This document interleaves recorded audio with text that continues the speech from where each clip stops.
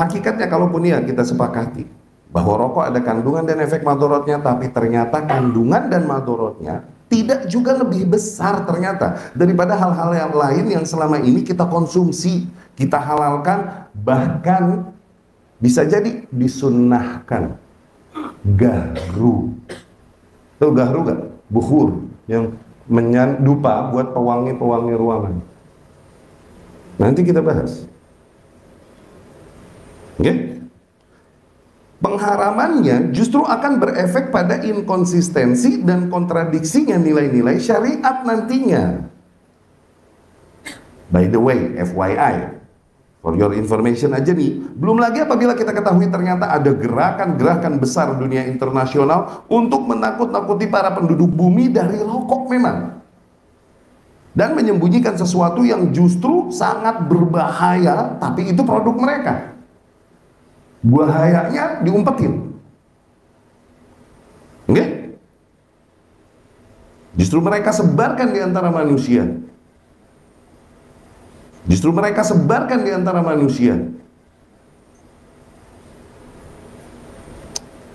Gula. Anda bilang gula ini bukan gula yang dibutuhkan, itu bukan gula rafinasi. Oke? Nah, di sini nanti banyak debat kusirnya di sini. Oke? Kalau nanti kita bahas lagi, ternyata gahru kandungannya itu lebih berbahaya daripada rokok. Nanti kita bacakan literasi ilmiahnya. Oke? Gahru ini kandungannya lebih berbahaya bagi tubuh daripada rokok. Atau gula, atau makanan. Ente ke supermarket yang ada, mart yang ada, nyampe kulkasnya, ente buka. Semua minuman itu jauh lebih berbahaya daripada rokok. Jajanan anak ente yang ente bawa pulang, no? Oke? Cikinya apa ini, kalau diambil ditaruh depan mikroskop, kau akan temui zat-zat yang ternyata jauh lebih berbahaya daripada rokok. Makanan-makanan kemasan dan lain-lain itu jauh lebih berbahaya daripada rokok. Nah, di sini debatku, lu tahu sop kaki kambing, Tanah Abang, jeroannya, sumsumnya, santannya, garamnya, iya gak? Gulanya, karbohidratnya, kolesterolnya, lemaknya, ajib gak? Kalau orang makan itu tiap hari setahun, kalau orang ngerokok tiap hari setahun, mana kelenger duluan? Mana kelenger duluan? Kalau nasi Padang, nanti tahu? Ada yang suka melambai-lambai, panggil-panggil gitu, itu namanya tunjang. Itu kalau di bawah, santannya diaduk. Ya. Lu makan itu tiap hari.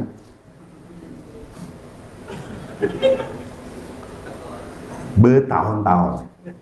Yang satu tekor.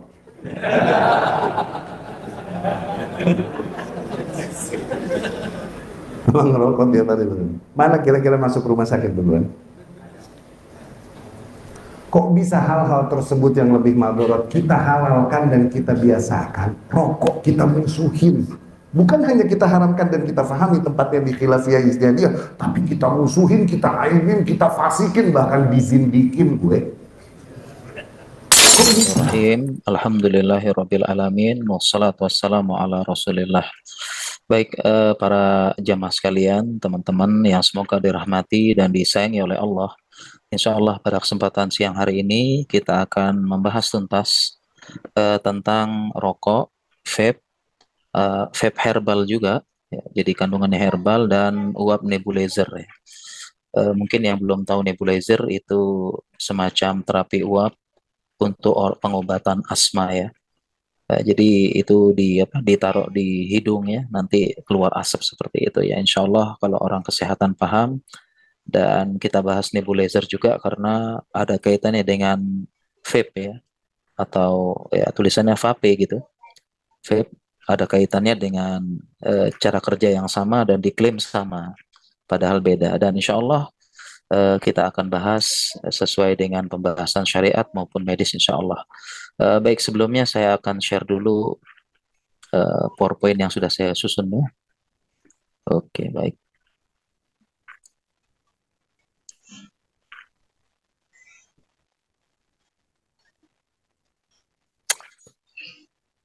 Ya, baik. Mas Reza terlihat atau tidak ya share screen saya? Alhamdulillah sudah terlihat Ustadz. Oke, baik. Kemudian suara jelas ya? Jelas juga Ustadz. Ya, alhamdulillah. Karena biasanya kalau share screen plus suara gitu kadang berat ya sinyalnya. Oke, nanti minta tolong Mas Reza kalau suara saya jelek gitu ya, nanti tolong dikasih tahu ya, atau dipotong langsung nggak apa-apa. Baik. Siap Ustadz. Baik, kita akan bahas tentang rokok vape herbal yang infonya mengandung herbal dan klaimnya bisa menyehatkan serta uap nebulizer. Kita tinjau syariat maupun medis dan sebenarnya ini pembahasan yang sangat panjang ya. Kalau kita bahas apabila kita terlebih kalau kita bahas dengan penelitian, jadi kita akan menampilkan penelitian-penelitian dan jurnal-jurnal, tentu akan pembahasannya akan sangat panjang karena sudah masuk ranah ilmiah ya, karena kita berbicara secara ilmiah ya, bukan sekedar testimoni perorangan, apalagi testimoni pengguna ya, dan kita bicara tentunya pembahasan ilmiah insya Allah seperti itu ya. Baik, jadi kita awalin dulu ya. Jadi pertama perlu kita bahasanya sih disclaimer berarti ya. Jadi pembahasan ini tentu saja untuk edukasi kita tujukan. Jadi bukan untuk debat kusir, bukan untuk juga adu kuat-kuatan. Kalau diskusi nggak apa-apa ya, tapi kalau debat kusir itu ya intinya pengen debat aja gitu ya, seperti itu. Kita tujuannya untuk edukasi ya, kajian pada siang hari ini tentunya kita berusaha meninggalkan debat kusir, tapi kalau diskusi ilmiah boleh ya, dengan tentunya dengan metode ilmiah menampilkan bukti dan tentu saja berbicara tentang medis dan sains harus riset yang ilmiah seperti itu, harus ada bukti bukan katanya ya. Dan kenapa? Karena syubhat terkait dengan rokok ya, tentu saja kita orang kedokteran, orang medis ya, ya tentu pro tidak rokok ya. Ya semua sudah tahu ya. Kalau orang medis ya anti rokok jelas ya. Orang medis jelas mengatakan rokok itu bahaya. Ini sudah terang menderang begitu ya. Bahkan kesepakatan. Ya karena kita mengatakan kita orang medis, orang kesehatan mengatakan ya ini syubhat berarti kan ya. Syubhat yang mengatakan bahwasanya rokok itu tidak bahaya, aman. Ini sudah ada sejak dulu kala, sudah sejak dulu kala ya. Berbagai macam dalil mereka. Ya ini mohon maaf ya kalau kita sih bilang ngeyel gitu ya. Ya sudah macam-macam alasan ya, pokoknya macam-macam deh. Ya ada asap kendaraan juga bahaya, gula juga bahaya dan sebagainya. Ini dalam kata tanda kutip ya syubhat lama sejak dulu kala gitu. Tinggal dimunculkan lagi dengan gaya berbeda dengan orang yang berbeda. Jadi ini tinggal mengulangi saja. Demikian juga ulama-ulama terlebih dahulu juga demikian.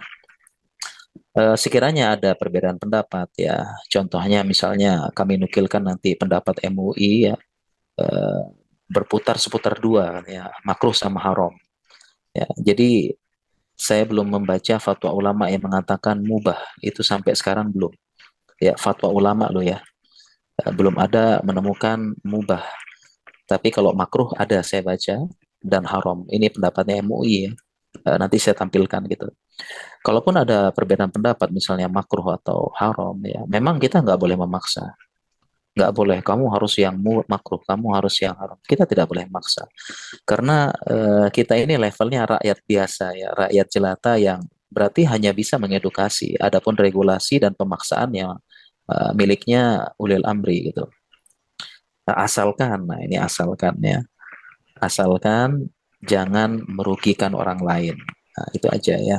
Karena asap rokok ini merugikan. Dan sekali lagi tugas kita hanya mengedukasi, apalagi saya rakyat gitu ya, bukan pejabat.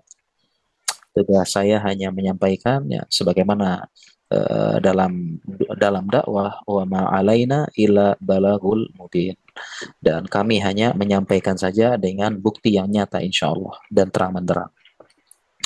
Kemudian juga kami pun dalam kajian ini yang paling pertama kami ingin sampaikan, dan dengan hati yang paling ikhlas, hati yang paling dalam, ya karena melihat orang yang merokok, korban kesehatan, korban ekonomi.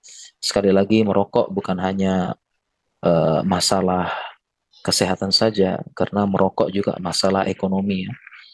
Saya juga punya tulisan, ya misalnya ada yang curhat, ya seorang ibu rumah tangga, dia bekerja, dia mohon maaf ya seorang ART penghasil, ya ternyata suaminya itu kerjanya serabutan tapi merokok, ya penghasilannya sekitar 900.000, tidak sampai 1 juta sebulan, dan penghasilan suaminya habis untuk rokok.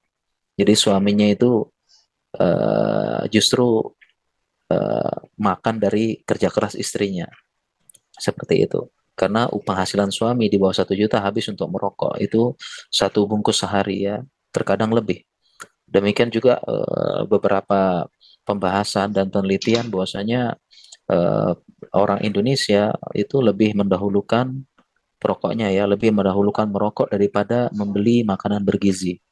Ya, padahal 1 bungkus anggaplah 20-50 ribu, 20 sampai 30 ribu itu bisa beli telur, bisa beli protein, makanan bergizi, bisa beli susu untuk anaknya. Nah, tapi pengeluaran terbesar itu adalah rokok yang kedua. Jadi di survei gitu, apa pengeluaran urutan pertama beli beras, yang kedua itu beli rokok. Ini survei begitu. Ya, dan kenapa kami sangat ikhlas ya? Orang kesehatan ya ikhlas, sangat ingin perokok itu berhenti. Kita bantu dengan semampunya, kita bantu dengan hati yang ikhlas. Kita doa dengan hati yang paling ikhlas. Semoga para perokok bisa berhenti merokok. Mengapa demikian? Karena korban-korbannya kasihan kita lihat. Kemudian yang kedua, fitrah sehat itu, fitrah sehat itu menolak merokok. Fitratullahillati fataran nasa 'alaiha. Fitrah yang ditanamkan, menolak merokok. Ya, coba kita lihat ya, tidak ada orang senang anak istrinya merokok, bahkan vape sekalipun. Ya, jadi istrinya vape gitu ya, vape herbal bahkan. Ya, kita tidak senang, fitrah kita nggak senang melihat anak istri merokok atau vape herbal, itu menunjukkan fitrah. Ya, demikian juga dengan yang lain-lainnya. Ya, ini fitrah kita menolak merokok. Fitratullahillati fataran nasa 'alaiha. Ya, kita pun nggak senang gitu. Ya, demikian juga apa yang lain-lain ya. Kita nggak senang. Itu bukti bahwasanya fitrah sehat itu menolak merokok. Ingat, fitrah yang masih sehat. Ya, dia pun menolak. Demikian juga hati kecil pasti ingin berhenti merokok ya. Ya, terkadang ingat anak istri dan anak-anak. Bahkan banyak ya perokok yang terus terang ya. Terus terang, dia terus terang. Jadi saya sebenarnya sangat ingin berhenti merokok ya. Kalau saya lihat istri saya, anak-anak saya pengen berhenti merokok, tapi belum sanggup seperti itu.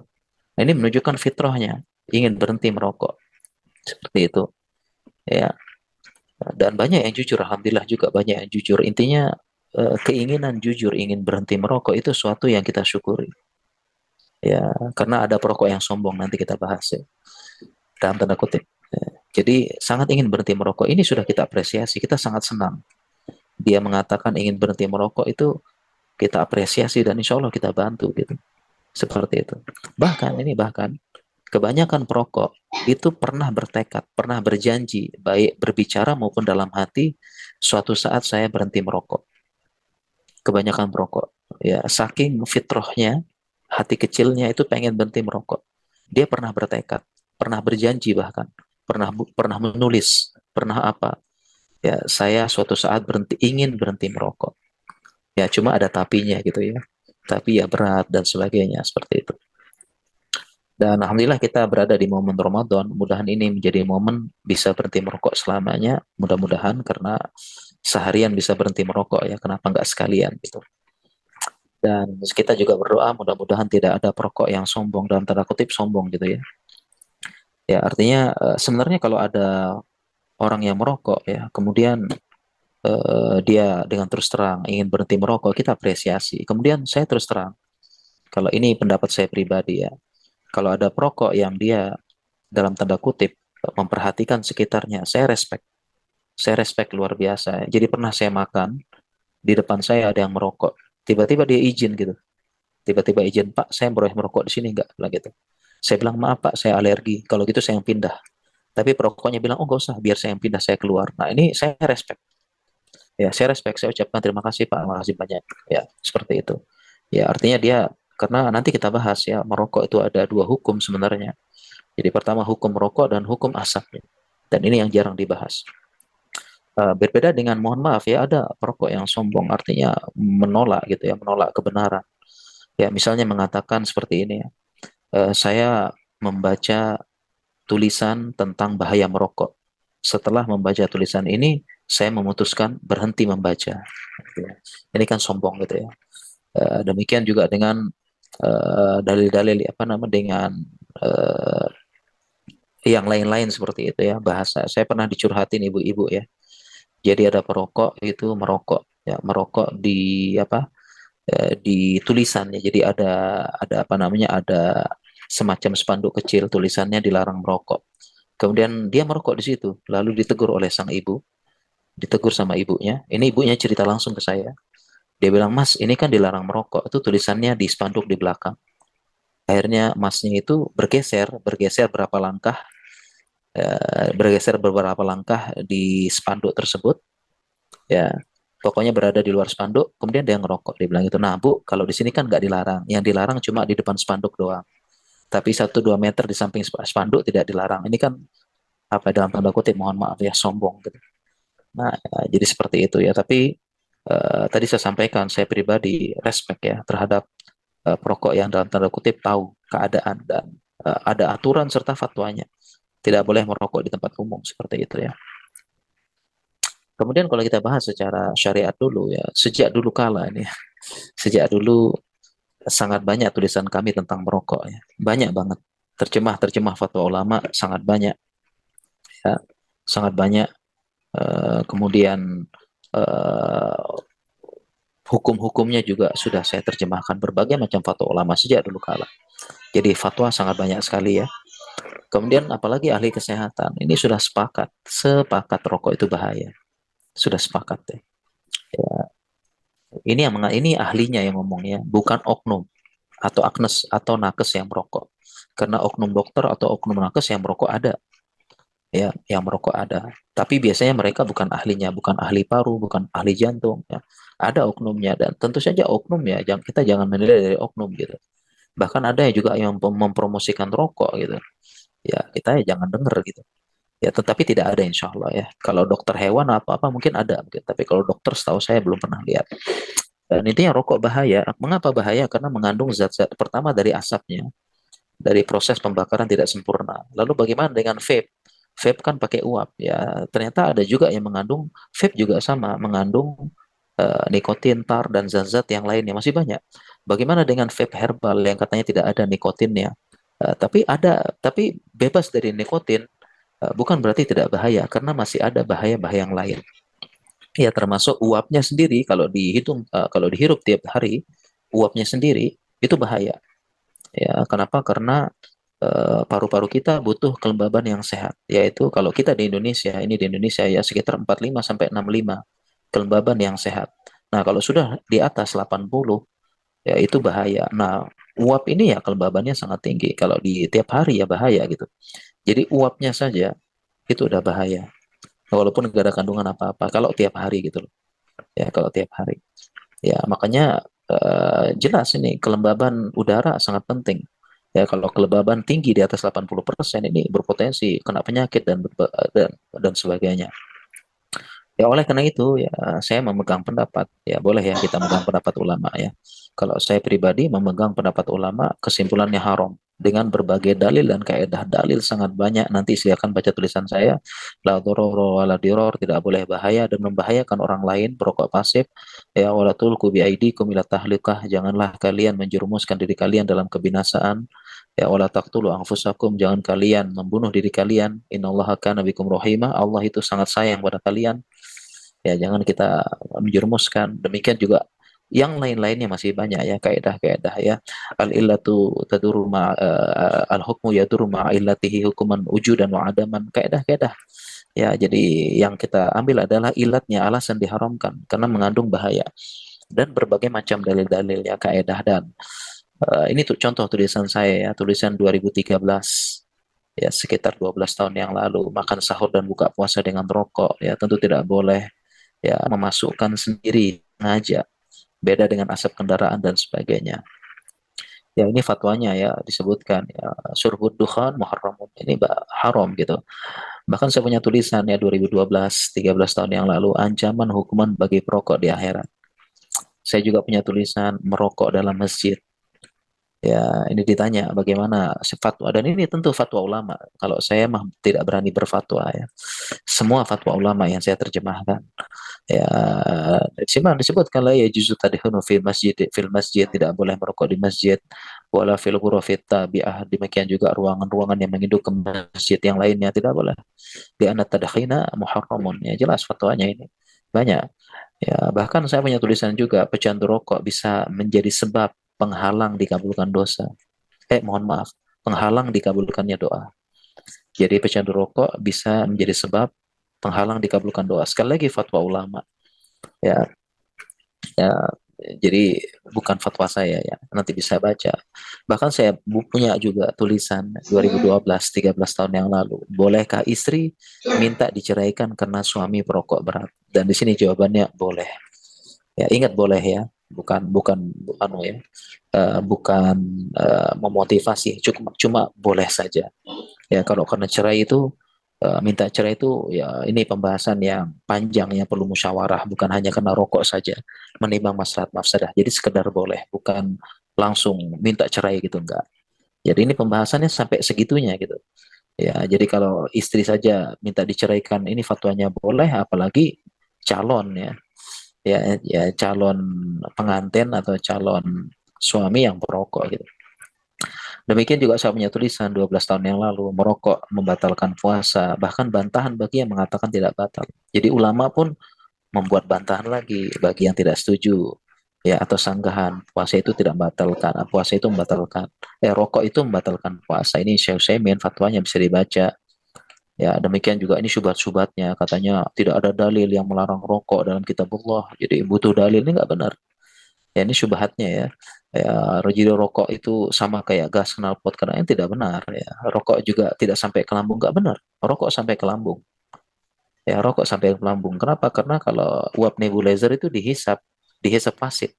Sedangkan rokok itu diisap dengan mulut dengan kekuatan kencang. Jadi sampai lambung, batal.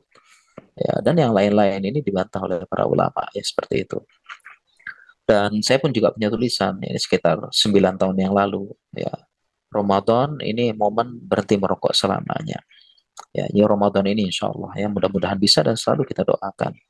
Kita doakan mudahan para perokok berhenti merokok.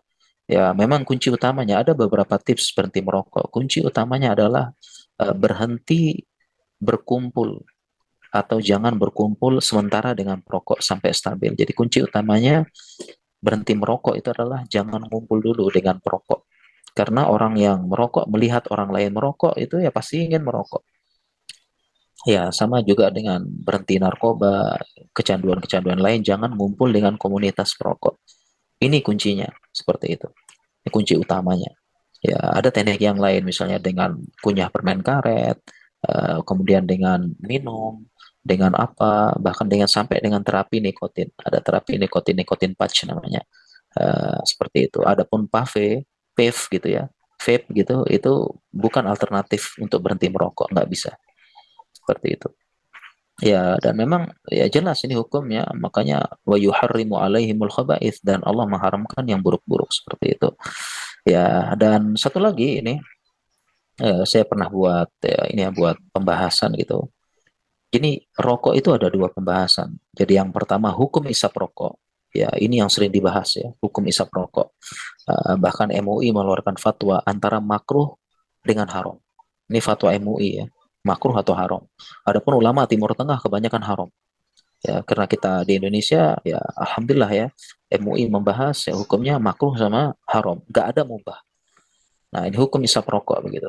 Nah, tapi ada satu pembahasan yang jarang sekali dibahas, yaitu hukum asap rokoknya. Ya, hukum asap rokok yang mengganggu ini juga perlu kita bahas nih, bahkan digaungkan.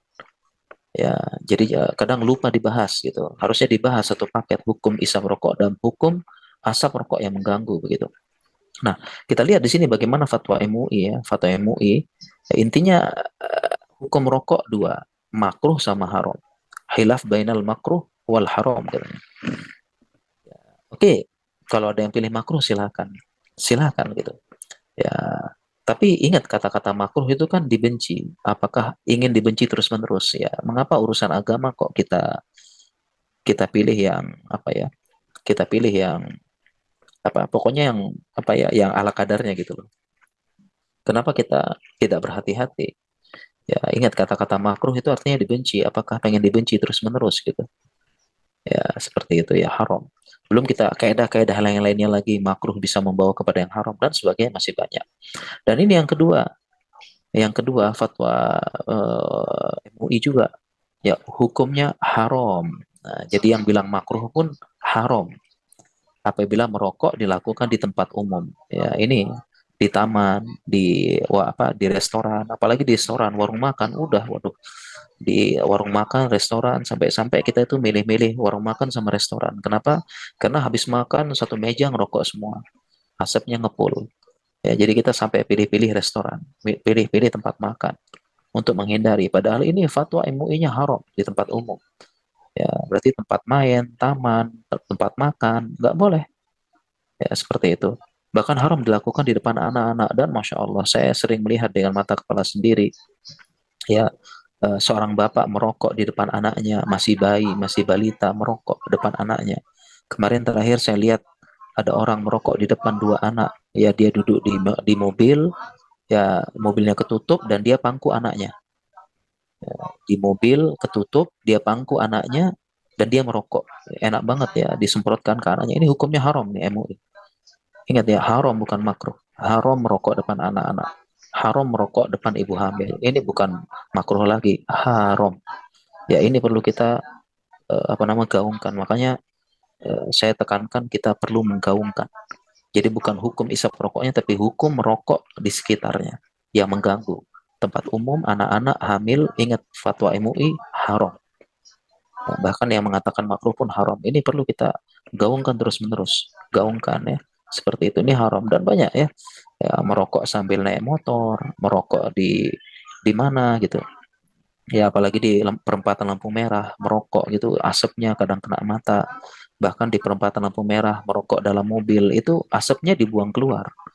Ya, asap sama abunya dibuang keluar. Padahal kalau apa kalau dia merokok dalam mobil ya udah abunya sama asapnya di dalam mobil aja buangnya biar dia menikmati jangan buang keluar jadi yang motor-motor di samping udah kena asap kena apa namanya kena itu kena apa namanya kena apinya percikan apinya seperti itu jadi sekali lagi saya ingin mengajak teman-teman sekalian ya, bahkan para ikhwan ini yang perlu kita gaungkan dan sosialisasikan terus-menerus. Hukum merokok ada dua, ya hukum isapnya dan hukum merokoknya, asapnya mengganggu. Ya, jadi dan hukumnya haram merokok di tempat umum, haram merokok di depan anak-anak, haram merokok wanita hamil, haram berdosa. Ya. Kemudian juga pembahasan ya Indonesia surganya perokok. Ya, bahkan negara muslim saja ini non muslim ya. Negara non-Muslim di Singapura, beberapa negara Eropa itu sangat ketat regulasi tentang rokok karena mereka tahu rokok bahaya. Negara non-Muslim, jangan sampai kita negara Muslim. Ya, contohnya negara non-Muslim, ya bahkan di Amerika, di Jepang, ya, teman-teman saya yang sekolah melanjutkan sekolah di sana, rokok sangat mahal. Supaya apa? Nggak gampang dibeli. Ya iklannya hanya boleh tengah malam. Kemudian banyak area, sangat banyak area tidak boleh merokok. Bahkan di Singapura itu nggak boleh sembarangan dan dendanya sangat keras.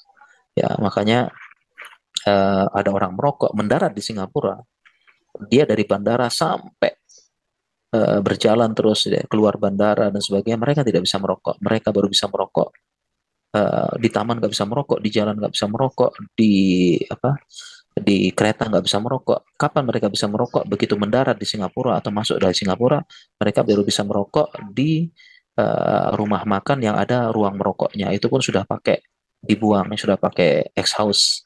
Ya, kemudian demikian juga di baru di apartemennya itu pun tidak sembarangan, hanya tempat-tempat tertentu baru bisa merokok. Seperti itu. Ya, dan ini bukti bahwasanya yang menyebabkan seseorang berhenti merokok hanya rasa takut. Dengan berbagai macam alasan, mereka bisa berhenti merokok ketika mendarat di Singapura. Ya, seperti itu. Denda besar jika melanggar aturan.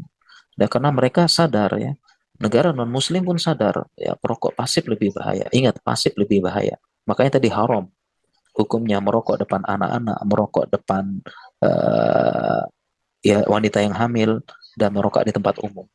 Itu fatwa MUI. Seperti itu ya, haram. Oke. Dan berbicara tentang syubhat rokok ya, katanya rokok nggak bahaya dan sebagainya. Ini jawabannya.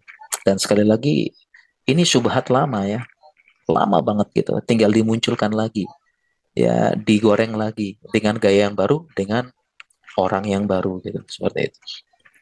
Nah, kemudian katanya nih, debat dengan perokok kita pasti kalah. Benar apa enggak? Kalau kita debat dengan perokok pasti kalah kita. Nggak tahu benar apa enggak ya. Seperti itu. Dan ini tulisan saya, tulisan juga sama ya. Ini sebagian aja ya, karena kalau ngelayani semua pasti kalah kita. Pokoknya kalah. Nah, ini mencari celah rokok nggak bahaya. Pertama katanya rokok sama bahayanya dengan ini kias-kias yang tidak benar. Pertama, rokok sama bahayanya dengan asap kendaraan, dihirup juga. Lalu apa bedanya dengan gula menyebabkan diabetes, sama-sama bahaya? Jawabannya ini kias nggak tepat. Kias nggak tepat banget. Logika sederhana mengatakan kias tidak tepat. Kenapa? Karena rokok itu bahaya dan racun. Jadi kandungannya racun.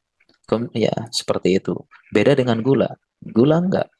Ya, dia bukan, jadi ada bahaya atau bahasanya haram li zati, haram li ghairihi. Ada pembahasan seperti itu. Ya, ada haram karena zatnya, ada haram karena faktor yang lain. Ya, kalau rokok ini ya memang sudah dasarnya bahaya. Gula tentu beda. Ya, gula itu kalau berlebihan baru bahaya, seperti itu. Ya, kalau berlebihan. Ya, kemudian rokok itu sengaja memasukkan. Kalau asap kendaraan kan nggak sengaja. Mana ada orang nunggu mobil lewat kemudian hirup asapnya. Jadi ini kias nggak benar. Kemudian satunya membahayakan, mengganggu sekitar, seperti itu. Gula tidak mengganggu dan sebagainya. Jadi tidak demikian. Ya, jadi kalau kita bilang gula bahaya juga sama kayak rokok, nanti banyak yang seperti itu. Bahkan air putih pun kalau kebanyakan bahaya. Jadi apakah kita bilang air putih bahaya gitu? Dan banyak zat-zat yang lain. Kalau berbahaya ya berlebihan. Cabai lombok gitu. Kalau berbahaya, kalau berlebihan bahaya. Apakah kita bisa kiaskan dengan rokok? Enggak. Seperti itu. Ya. Atau kita berpikir gini aja ya. Coba kita kasih minum teh pakai gula, kasih ke anak-anak, terus kita kasih rokok ke anak-anak. Gimana? Ini kan sudah kias yang tidak benar gitu. Kemudian ada juga ya, rokok tidak rokok pasti mati juga gitu ya. Ya, ngerokok tidak ngerokok ya pasti mati. Jawabannya ya sama ya, minum racun tidak minum racun mati juga. Bahkan ada ya juga yang perokok ya bilang, ini ada dokter yang mengatakan, mengingatkan kepada saya. Dokter yang mengingatkan kepada saya bahaya rokok. Sekarang dokternya mati duluan gitu. Nah, tentu ini logical fallacy ya. Ini nggak benar cara berpikir seperti itu. Kenapa? Karena mati itu banyak faktor, bukan hanya rokok saja. Banyak menyebabkan. Jadi kalau mau ini pakai penelitian. Ya, penelitian menggunakan faktor eksplisit, intrinsik, kemudian kita melakukan penelitian yang menghindarkan berbagai macam bias. Ya, tentunya ini hanya dipahami orang yang telah melakukan penelitian dan seperti itu. Nah, kemudian juga ada yang mengatakan ya merokok kan hak kita. Siapa yang mau melarang tubuh saya? Kalian peduli apa? Iya, terserah kalau merokok tidak ada paksaan. Tapi tadi jangan merokok depan umum. Bahkan tadi fatwanya haram tadi ya. Merokok di angkot, di bis, di ruangan, di tempat makan. Ya kalau bisa asapnya ditelan, jangan dikeluarkan kan gitu. Kemudian juga sama, kalau rokok tidak ada, siapa yang menghidupi petani tembakau gitu? Ya jawabannya sekalian aja, kalau nggak kerja di bank yang ribawi, siapa yang menghidupi pegawai bank? Kemudian nanti logical fallacy-nya juga sama, mau kamu cariin kerja buat pendali tembakau gitu. Sama juga, emangnya mau kamu cariin saya kerjaan supaya berhenti di bank yang riba gitu ya? Siapa yang menghidupi pelacur? Emangnya kamu mau tanggung hidup pelacur gitu? Ini kan logical fallacy namanya. Ya, seperti itu. Ya, siapa yang menghidupi pengendali tembakau? Ya, jawabannya mudah sekali ya, masih banyak pekerjaan halal yang lain. Kenapa nggak sekalian ya, siapa yang menghidupi pelacur, menghidupi ini dan sebagainya. tentu ini apa ya, syubhat-syubhat lama yang lama banget ya, sudah mengendap nanti muncul lagi, mengendap muncul lagi dengan orang yang baru dan gaya yang baru seperti itu. Dan kita bahas sekarang, pembahasan ada rokok, vape herbal dan nebulizer. Jadi pertama rokok ya, rokok itu ya terlepas dari kandungan nikotin, tar dan sebagainya, nanti kita bahas. Jadi rokoknya sendiri, asapnya sendiri itu udah bahaya. Asapnya aja udah bahaya. Ya, karena paru-paru kita tuh pengen udara segar sebenarnya. Ya, dan ini fitrah. Fitrah manusia pengen udara segar, makanya jalan-jalan ke pantai, jalan-jalan ke gunung, jalan-jalan ke taman, pengen udara segar, paru-paru pengen udara yang segar. Ya, jadi asapnya aja udah bahaya ya. Kita belum bahas nikotin, tar, nanti kita bahas ya. Asapnya aja udah bahaya. Kenapa? Hasil dari pembakaran tidak sempurna. Demikian juga rokok herbal juga sama. Rokok ya, kalau rokok menghasilkan asap. Jadi karena asapnya aja udah bahaya. Nah, kalaupun klaim rokok herbal ini mohon maaf sekali ya. Mohon maaf ya. Terkait rokok herbal ya, kalau saya mengatakan ya sama. Ya sama begitu ya, boleh ya kita berbeda pendapat gitu ya, karena ya, rokok herbal klaimnya sehat, tapi kalau saya dengan bukti-bukti ya sama bahayanya ya. Bukankah kalau herbal lebih baik diminum ya, herbal kan lebih baik diminum daripada dibakar gitu, lebih baik diminum. Nah, jadi pembakaran ini ilmu kimia dasar ya. Jadi pembakaran ada dua, pembakaran sempurna tidak sempurna. Kalau sempurna O2-nya biasanya berlebih, produknya H2O sama CO2.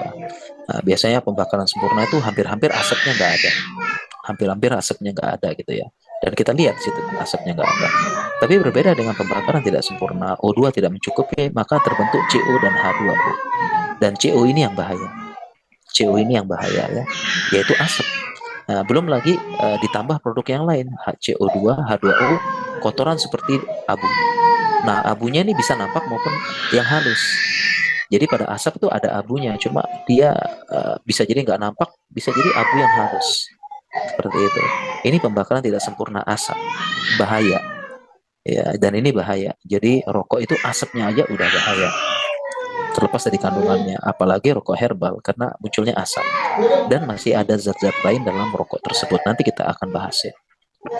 Lalu bagaimana dengan rokok vape herbal dan nebulizer? Jadi berbeda dengan rokok. Kalau vape, ya, vape itu cara kerjanya adalah dengan uap.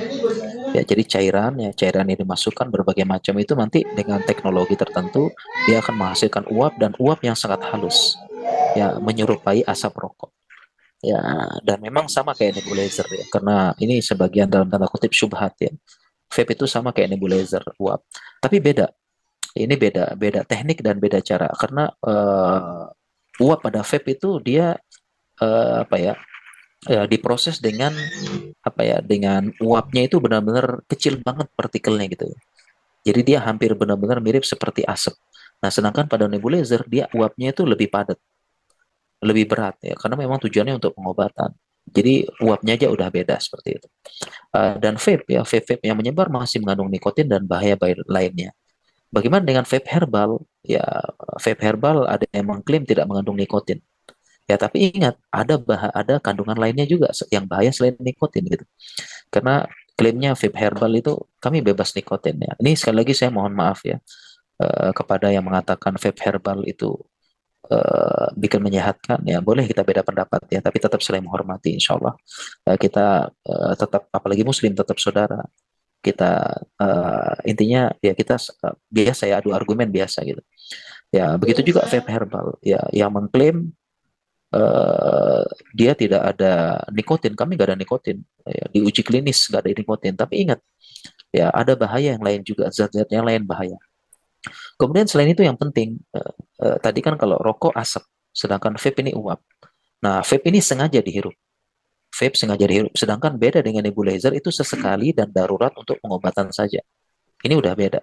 Jadi vape itu sengaja. Dan sekali lagi, kalau tadi rokok, asapnya bahaya, ternyata uap ini juga berbahaya juga.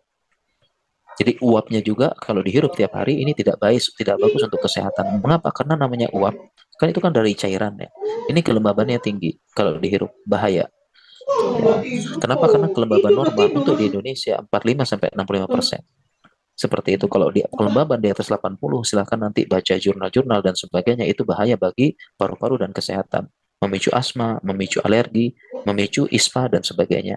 Ya, makanya beberapa ruangan-ruangan itu ada pengukur kelembaban, apalagi hotel, restoran, tempat-tempat tertentu ya mereka sangat care dengan kelembaban. Coba tanya orang hotel, mereka pasti ada alat pengukur kelembaban untuk kenyamanan.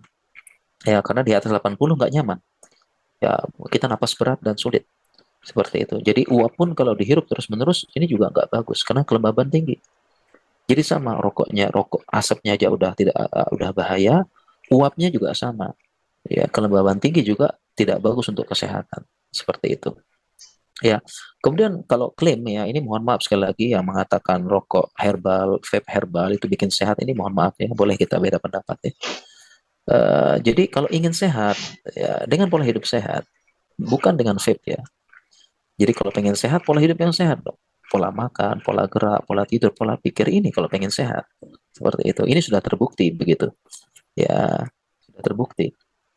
Ya, makanya apa namanya para yang paling berhak pola hidup sehat kan olahragawan ya atlet. Mereka tuh nggak ada tuh ya olahragawan, pemain bola apalagi atau apa yang butuh tenaga fit gitu.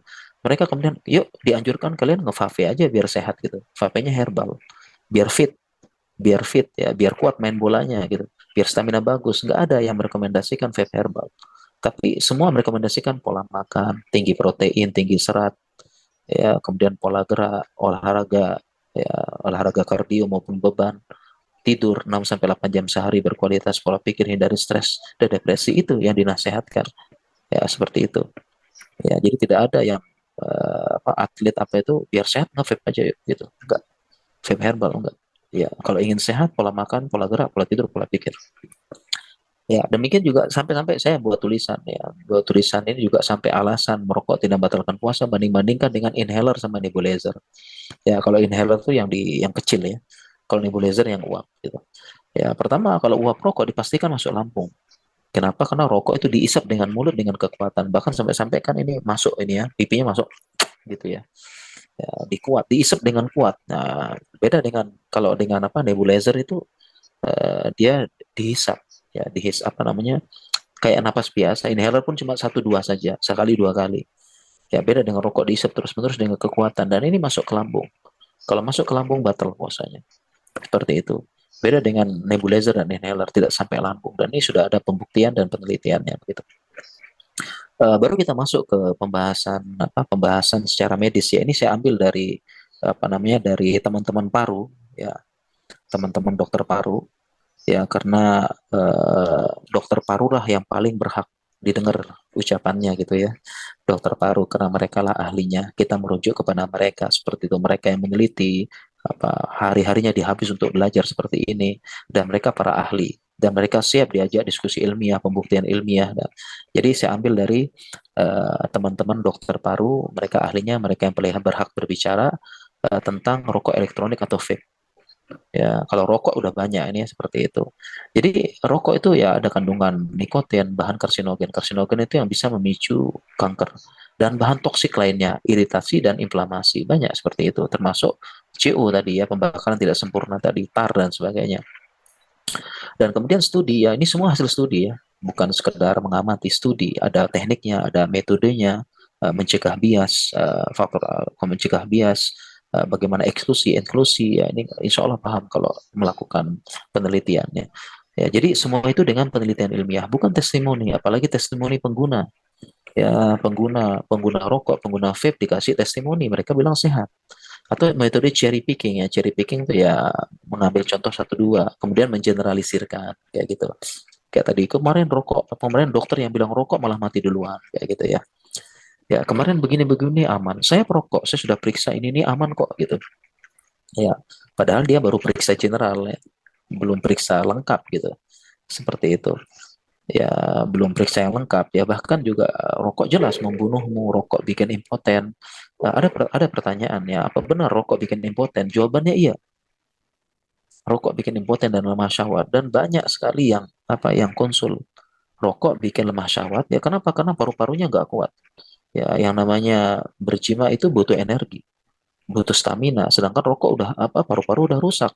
Sedangkan kemudian pembuluh darah udah banyak udah banyak sumbatan sana sini ya. Ini gimana? Pengen stamina bagus, bisa jantan gitu, lemah syahwat gitu. Demikian juga impoten. Ya banyak yang curhat, beberapa curhat, dok saya impoten, susah banget. Saya akui saya perokok berat. Ya, jadi benar, merokok bikin impoten benar, lemah syahwat. Lalu pertanyaannya kenapa kita jarang dengar kasusnya? Iya, mereka cuma curhat ke dokter. Ya, jadi yang lemah syahwat impoten ya curhatnya ceritanya ke dokter, konsulnya ke dokter. Nggak mungkin dia umumkan gitu. Ya, dia umumkan ke publik saya loh impoten gara-gara merokok enggak. Ya, makanya bukan alasan kok nggak pernah dengar ya orang impoten merokok apa orang merokok impoten. Ya iya, nggak diumumkan. Dan kita pun sebagai dokter ya karena apa kode etik kita ya nggak boleh diumumkan, nggak boleh dikasih tahu gitu. Ya orang ini merokok kemudian impoten nggak boleh kita sebagai dokter. Ya, jadi kita kembali ke rokok konvensional dan elektronik ya. Jadi maupun rokok konvensional maupun vape sama-sama mengandung nikotin, karsinogenik dan sebagainya, sama-sama adiksi dan berbahaya bagi kesehatan. Dan ini kandungan-kandungannya nikotin, nitrosamin, glikol, gliserol, aldehid, formaldehid dan sebagainya ini sama semua kandungan yang ada. Ya, pertama bisa adiksi, bisa bikin inflamasi, iritasi, karsinogen, memacu kanker dan sebagainya. Dan nanti kita bahas yang tentang uap. Ya, tadi kalau rokok kan uap apa asapnya, kalau vape ini uapnya. Jadi uapnya saja sudah apa ya, sudah memberikan dampak bagi paru-paru seperti itu, apalagi orang sekitarnya seperti itu ya. Dan ini penelitian-penelitian ingat ini berbasis penelitian ya, bukan sekedar apa ya testimoni, apalagi testimoni pengguna ataupun cherry picking tadi seperti itu enggak, ini penelitian semuanya pakai prosedur, pakai tinjauan ke lapangan, pakai metode, kemudian diuji ya, diuji gitu ya. Jadi kalau kita menerbitkan jurnal ada reviewernya, layak nggak ini, jangan-jangan jurnalnya abal-abal, penelitiannya nggak benar seperti itu ya. Jadi rokok elektronik atau vape juga sama, ini bahaya ya. Bahkan kadang-kadang sempat di awal-awal vape itu katanya aman, vape itu aman begini begini begini, nggak benar. Sempat di awal-awal juga vape itu bisa alternatif aman untuk rokok, nggak benar. Sama ternyata. Sama, ini semua penelitian. Demikian juga penelitian yang lainnya nih. Banyak sekali penelitian ya. Seperti itu kesimpulannya ini bahaya. Ini dia meneliti apa? Meneliti histopatologinya bahaya juga, ada kerusakan. Ya, demikian juga vape juga tidak memenuhi syarat untuk terapi berhenti merokok. Katanya supaya bisa berhenti merokok, pakai vape. Karena vape itu nikotinnya rendah, jadi kurangi pelan-pelan. Enggak, ternyata banyak ya. Banyak saya lihat dia dulu dia berpindah ke vape, gak tahan. Balik lagi ke rokok konvensional. Kenapa? Nikotinnya kurang, kurang puas. Ya, jadi sekedar tren sesaat saja vape. Cuma tren sesaat. Akhirnya balik lagi ke rokok konvensional ya, kurang puas dengan nikotinnya. Ini jadi nggak benar. Dan ini sekali lagi ini penelitian ilmiah, bukan sekedar testimoni apalagi testimoni pengguna. Ya, jadi kesimpulannya sama, vape berbahaya, menimbulkan kesehatan sama-sama bahayanya. Ya, risiko berbagai macam asma, PPOK ini tidak semua ditampilkan ya. Bisa menyebabkan berbagai macam penyakit, baik studi luar negeri maupun dalam negeri dan sebagainya. Ya, makanya regulasi di luar negeri ya bahkan negara non muslim sama rokok sama vape ya, rokok konvensional dan rokok elektronik itu sama aturannya, tidak boleh merokok di situ, aturannya sama seperti itu ya. Baik, mungkin demikian materi yang bisa kita sampaikan ya, kurang lebih ya hampir 1 jam ya. Sebenarnya pembahasan sangat panjang sekali, tapi ya kita sampaikan over apa ya, apa ya, kita sampaikan yang penting-penting saja. Dan mudah-mudahan kita bisa diskusi atau tanya jawab setelah ini ya. Saya kembalikan kepada Mas Reza, silakan mungkin ada yang ingin tanya atau diskusi. Insyaallah. Baik, alhamdulillah jazakumullah khairan Ustadz atas materi yang telah disampaikan, menarik sekali. Tadi yang disampaikan Ustadz sifat edukasi dan itu semua adalah hasil penelitian Ustadz ya, bukan cuma semata Ya, testimoni pengguna, Insya Allah. benar. Alhamdulillah ini sudah 97 orang bergabung di Zoom kita Ustadz. Barakallahu fikum. Semoga mendapat manfaat dari kajian kita pada siang hari ini. Kemudian kita lanjutkan dengan sesi tanya jawab. Silahkan kepada peserta yang ingin bertanya secara langsung dapat apa-apa Ustadz ya, langsung Ustadz ya. Boleh, Dapat boleh, boleh. aktifkan raise hand-nya, silakan. Dan bagi peserta yang ingin menanyakan lewat tulisan, silakan menuliskannya di kolom chat saja, nggih. Tuliskan pertanyaannya di kolom chat.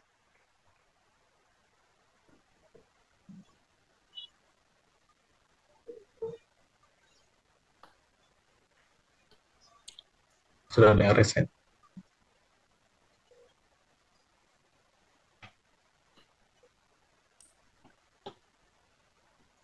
Nah, izin membacakan pertanyaan dari kolom chat dulu, Ustaz. Iya, boleh, insya Allah boleh.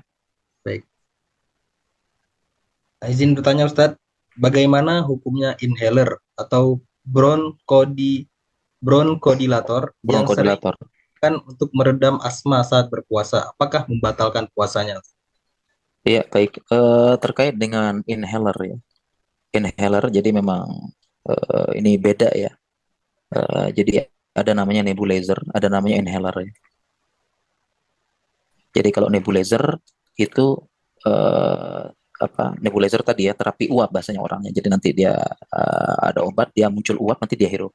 Adapun inhaler, inhaler itu diisep ya, diisep tapi dia satu dua puff saja. Puff itu digencet kemudian diisep kayak gitu ya. Dan ini pendapat terkuat ya, inhaler memang tujuannya apa? Bronkodilator, yaitu untuk melebarkan bronko itu, dia bronkus dilator artinya melebarkan melebarkan bronkus, dan bronkus itu cabang dari paru tadi ya, cabang dari apa, diri paru. Untuk bronkodilator bronkusnya dilebarkan. Nah, karena orang asma itu sempit, dia menyempit ya, menyempit karena iritasi penumpukan cairan dan sebagainya, jadi sempit ya, atau inflamasi yang dahsyat gitu, makanya dilebarkan ya. Jadi hukumnya tidak membatalkan puasa. Dan di sini saya nanti bisa lihat di muslimafia.com ya. Ini saya share screen. Oke, nah di sini saya bahas ya, nebulizer, inhaler tadi, maksudnya inhaler tadi ya, bronkodilator tadi ini tidak. Nah, ini gambarnya nih. Ya, jadi ini gambar inhaler namanya. Kalau yang ini ya, inhaler ini tidak membatalkan puasa. Dan ini apa namanya, saya terjemahkan fatwa ulama. Ada fatwa ulama di sini. Nanti silakan baca. Intinya tidak membatalkan puasa, insya Allah.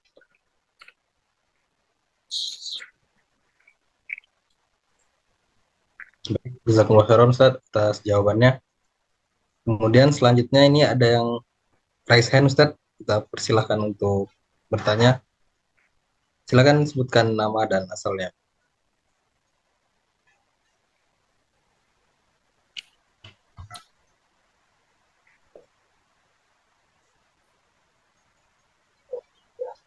Halo, Assalamualaikum Ustaz. Ya, assalamualaikum. Nama anak Abu Hazim, mana dari Jakarta Ustaz. Silakan. Mau nanya Ustaz, kalau tentang asap gaharu itu membatalkan puasa juga apa enggak Ustaz? Apakah dia masuk seperti asap rokok atau gimana Ustaz? Dan juga bagaimana tinjauan dari medis, apakah betul gaharu itu asapnya jauh lebih berbahaya daripada rokok Ustaz? Mungkin sekian, syukran Ustaz. Assalamualaikum warahmatullahi wabarakatuh. Ya, baik. Kalau terkait dengan gaharu ya, atau bukhor gitu mungkin ya, ini pengharum ruangan. Apakah sama dengan rokok? Tentu jauh beda ya. Ini tidak bisa dikiaskan. Ya, kenapa? Karena kalau gaharu itu kan dia pengharum ruangan, pengharum ruangan ya, dan dia tidak apa ya, tidak diisep langsung gitu, tidak diisep langsung dalam jumlah yang banyak. Ya, dia apa namanya, dibakar kemudian dan dibakar dalam skala kecil juga ya. Kemudian dia apa namanya, menyebar satu ruangan seperti itu. Ya, dia tidak sampai yang menyebabkan apa ya, menyebabkan intensitasnya lebih banyak seperti itu. Ya, dan jelas itu fungsinya untuk harum. Jadi sangat beda ya, sangat beda dikiaskan dengan rokok seperti itu. Ya, dan juga itu kalau saya lihat dibakarnya nggak banyak ya, cuma sedikit. Dibikin asapnya juga dikit, kemudian dia menyebar seperti itu. Ya, mungkin demikian insya Allah. Jadi kiasnya beda insya Allah. Dan tidak membatalkan puasa, tidak membatalkan insya Allah. Ya, karena jelas ya, rokok itu kiasnya tadi ya kita bahas. Kalau rokok sengaja memasukkan, kalau gaharu kan tidak sengaja seperti itu. Insya Allah.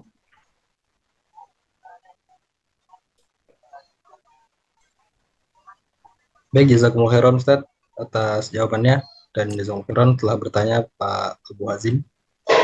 Pertanyaan berikutnya, Ustaz. Assalamualaikum, Ustaz. Bagaimana Islam dan kedokteran memandang tembakau? Karena banyak pandangan tentang tembakau itu dari alam dan sama dengan tumbuhan lainnya, maka boleh untuk dimanfaatkan. Terima kasih, Ustaz. Ya, bagaimana terkait dengan tembakau gitu ya? Berasal dari alam, boleh dicipta, boleh digunakan ya. Memang benar, huwallazi khalaqalakum ma fil ardi jami'a. Memang benar Allah berfirman, Allah lah yang menjadikan di muka bumi ini untuk kalian, silakan manfaatkan. Ya, tapi juga Allah telah membuatkan aturan sesuatu hal yang jelas bahaya dan banyak mudaratnya, ya maka tentu tidak boleh dipakai.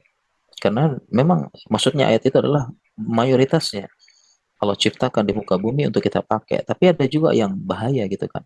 Seperti itu. Ya, ada yang bahaya, ada yang ujian seperti contoh misalnya Allah ciptakan daging babi, sama juga.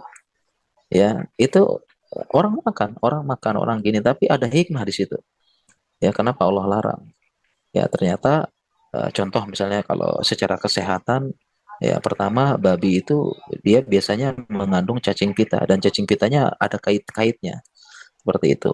Ya, kemudian dari sifatnya, dari kebersihannya, higienisnya gitu.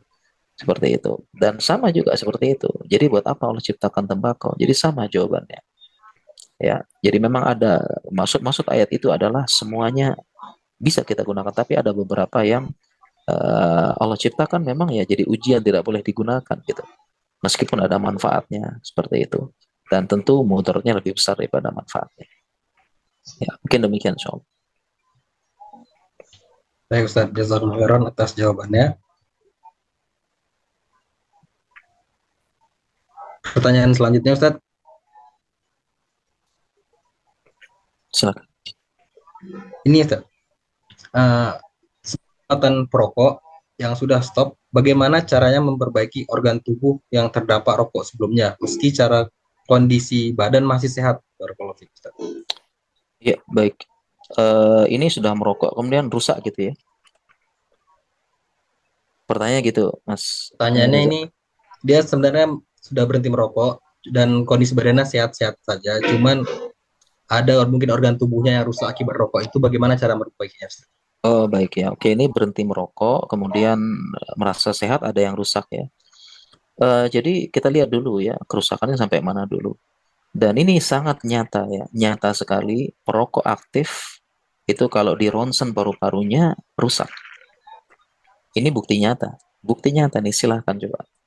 Ya, perokok ya, terutama yang aktif sekali, sehari habis berapa bungkus, udah bertahun-tahun, kemudian di ronsen paru-parunya pasti ada yang rusak. Baik skala besar maupun kecil, itu udah pasti itu. Ya, kenapa enggak? Karena paru-paru itu fitrahnya lagi yaitu untuk udara seger gitu. Bukan asap. Tadi kita lihat asapnya aja udah membahayakan seperti itu. Ya. Jadi baik skala besar maupun skala kecil itu pasti seperti itu. Apalagi diperiksa secara detail. Nah, seperti itu. Nah, bagaimana kalau sudah rusak? Ya kita lihat kerusakannya. Karena kalau kerusakannya mekanik susah. Kerusakan mekanik itu misalnya kayak gini ya. Paru-parunya udah ada yang selnya udah ada yang mati, udah ada yang kepotong, udah ada yang atrofi atau apa gitu ya. Nah, itu kalau kerusakannya mekanik harus diganti. Sama seperti ginjal ya. Kalau ginjal rusak ya udah.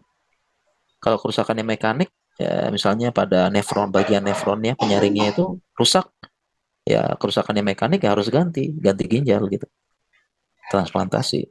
Ya, karena kalau udah ibaratnya kalau tangan kita apa ya, kalau ada luka ya cara kalau itu kan rusak mekanik ya udah dijahit, ditutup, ya nggak bisa dengan obat kita minum aja gitu.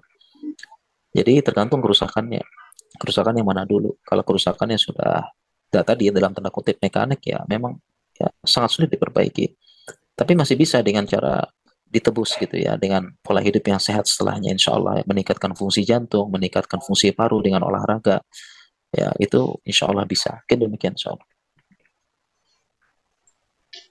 Baik Ustadz, jazakumullah khairan atas jawabannya Ustadz. Kemudian pertanyaan selanjutnya Ustadz, Afwan Ustadz, benarkah kesimpulan bahwa orang-orang yang sulit dinasehati itu antara lain adalah perokok, pelaku riba, pemusik, dan bagaimanakah jika dikaitkan dengan keadaan hati? Jazakumullah khairan. Ungkapan ini pernah saya baca ya, tapi wallahu ta'alam saya kurang tahu ya.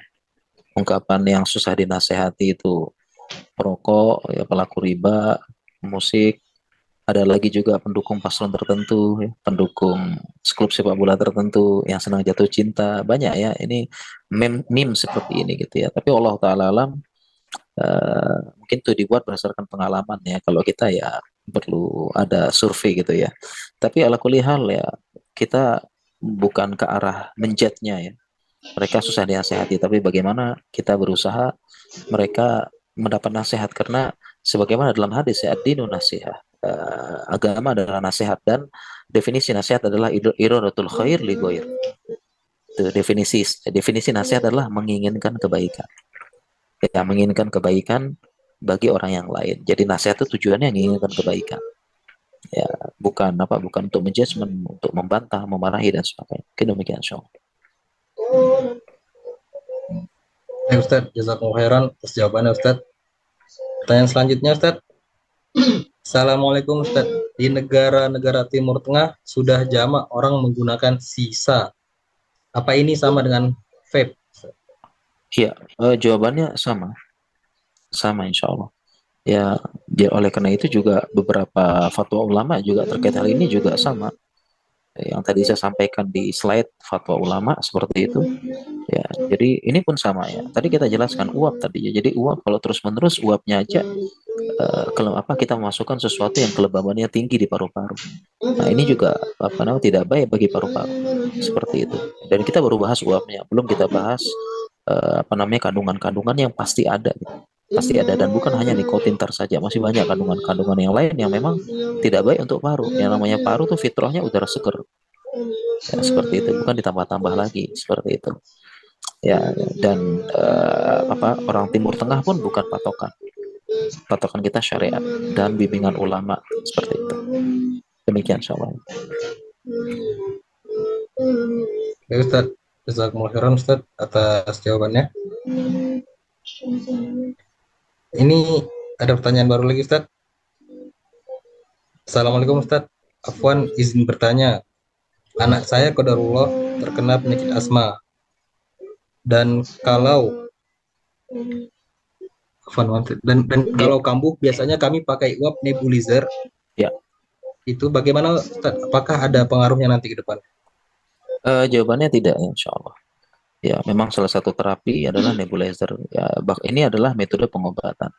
Ya, jadi yang kita fokusnya pada asma ya. Jadi asma itu erat kaitannya dengan alergi, pemicunya. Jadi seseorang itu harus menghindari pemicu, ya misalnya debu, serbuk bunga, atau emosi. Ya, jadi kita fokus ke asmanya, jangan sampai kambuh. Kita cari pemicunya. Adapun nebulizer, ya hanya sesekali aja, insya Allah tidak berbahaya ke depannya. Jadi bukan nebulizernya, asmanya fokusnya ke depannya. Mungkin demikian insya Allah.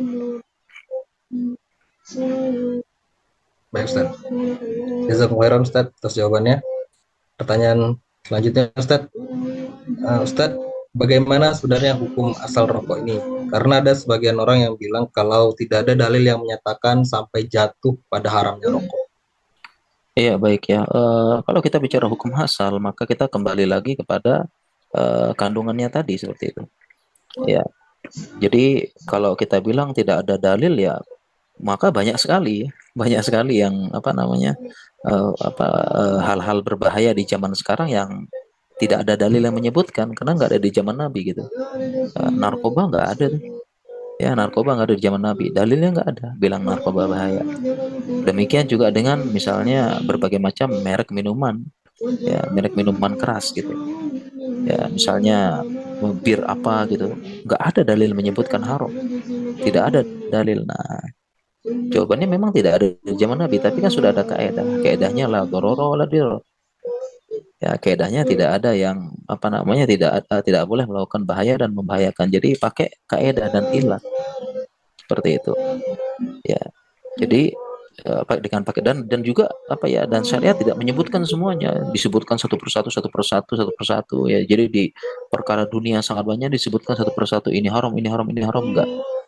Ya, tentunya ya untuk praktis dibuat kaedah gitu, dan disebutkan contoh-contohnya, khamr misalnya seperti itu. Ya, bahaya. Ya, jadi tidak benar ya, dalil rokok tidak ada dalil menyebutkan, maka nanti banyak racun nggak ada dalilnya, ya misalnya bir nggak ada dalilnya, kemudian apalagi ya, narkoba nggak ada dalilnya, dan yang lain-lain insya Allah. Jadi mungkin begitu ya. Jadi tidak tepat mengatakan hukum asalnya halal. Bahkan tadi kita tampilkan fatwa MUI ya ingat ya. Tadi MUI aja antara makruh sama haram, nggak bilang halal. Demikian insyaallah. Baik Ustaz, jazakumullah khairan atas jawabannya Ustaz. Nah ini ada yang resen Ustaz, saya izinkan untuk bertanya secara langsung, silahkan disebutkan nama dan asal domisilinya. Assalamualaikum Ustaz. Assalamualaikum. Izin bertanya Ustaz, ini kan mungkin kita bahas rokok dan segala macam ini fenomenanya karena ada ya seorang Ustadz yang kemarin itulah yang agak viral beritanya merokok dan seterusnya gitu. Nah itu kayak gitu bagaimana kita bersikap terhadap beliaunya ya Ustadz ya, dan kita sebagai penuntut ilmu itu apa masih bisa mengambil ilmu dari beliau untuk majelisnya atau seperti apa? Nasihat Ustadz. Kalau terkait person ya, kalau saya pribadi tidak bisa menilai dari satu permasalahan, satu kasus saja. Ya, kita perlu bisa menilai dari banyak pihak, dari banyak hal gitu. Kalau person ya tentunya ya yang berhak berbicara seperti ini apakah boleh diambil ilmunya atau bagaimana itu kepada ulama ataupun ustadz kita yang senior yang tahu lebih dalam. Kalaupun saya pribadi saya tidak punya kapasitas ya, karena saya juga nggak tahu, nggak kenal, dan tidak bisa mencet dalam satu hal saja seperti itu. Jadi sini hal untuk jawaban ini merujuk pada ustadz-ustadz kita yang sudah sepuh, al barakatu ma'al akabir ya, keberkahan bersama ustadz-ustadz kita yang sudah sepuh, yang sudah senior, yang lebih berkah ilmunya, dan insya Allah mereka lebih ikhlas. Mungkin demikian insya Allah.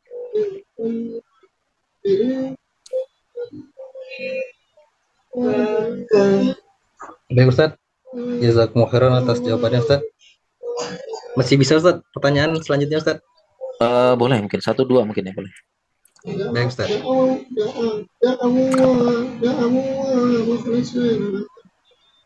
Afwan Ustaz, izin bertanya ini tentang menasihati orang yang merokok Ustaz. Ketika sudah berkali-kali dinasihati tapi tidak peduli atau bahkan balik mengata-ngatai yang menasihati, apakah boleh Ustaz mengomentari personalnya seperti dia bau, nafasnya mengganggu, atau melihat giginya juga sudah butuh pertolongan darurat dokter gigi? Apakah boleh menasihati seperti itu Ustaz? Iya, boleh asalkan langsung sampai ke orangnya biar orangnya sadar. Seperti itu. Boleh ya, seperti itu. Adapun kalau kita bicarakan ke publik jangan.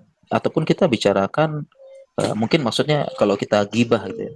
Kalau kita sampaikan ke orangnya nggak apa-apa, itu gigi itu udah kuning ya. Memang jadi rokok itu bukan hanya masalah ini saja, masalah giginya pun banyak yang kuning, rusak dan sebagainya. Ya. Jadi pertama kita sampaikan ke orangnya, yang kedua kita juga bisa kita bicarakan kepada orang-orang yang yang memang bisa menyelesaikan masalah. Kita bicarakan kepada bapaknya, kita bicarakan kepada istrinya, kita bicarakan dengan keluarganya supaya bisa menasehati, nggak apa-apa. Kita bilang aja, ini gibah yang dibolehkan. Gibah yang dibolehkan ya. Jadi kita sampaikan ke bapaknya, suaminya, istrinya, keluarganya tuh lihat tuh dia udah giginya udah rusak, udah begini, udah sudah sering sesek itu gara-gara rokok tuh gitu. Itu kita bisa coba nasehatin supaya berhenti merokok supaya dia sehat. Ya, supaya insya Allah lebih berkah. Mungkin gitu boleh insya Allah. Baik Ustaz, jazakumullah atas jawabannya Ustaz. Ini izin pertanyaan terakhir mungkin Ustaz ya. Izin bertanya Ustaz. Kan buat kemarin, buat semalam. Ada gula atau yang halal lainnya juga banyak yang menimbulkan penyakit berat. Jika semua awalnya halal hingga ada hadis yang mengharamkan, kenapa hanya rokok yang diharamkan karena kemudarotannya? Ya baik, Tadi kita sudah bahas tadi insya Allah ini syubhat lama gitu ya. Tadi kita sudah bahas, tentu ini kias yang tidak bisa disamakan seperti itu.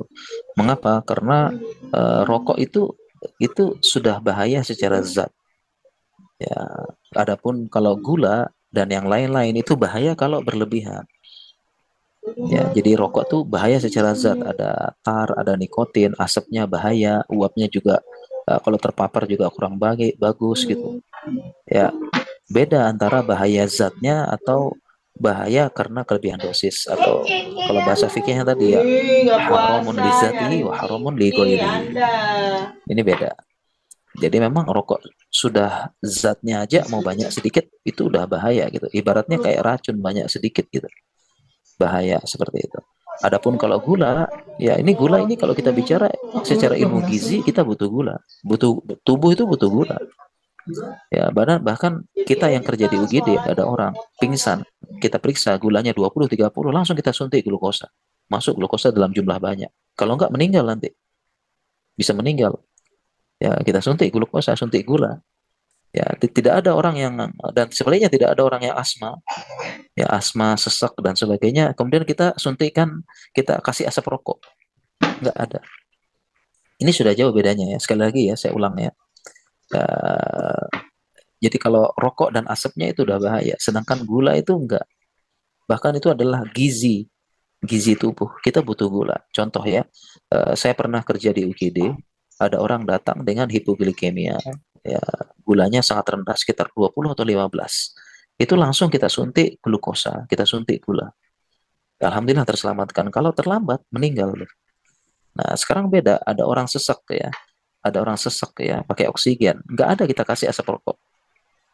Ya, jadi sangat jauh ya, kias ma'al farik bahasa isinya, atau kiasul fasid dalam ilmu kayak usul fikih, kias ma'al farik tidak benar ya.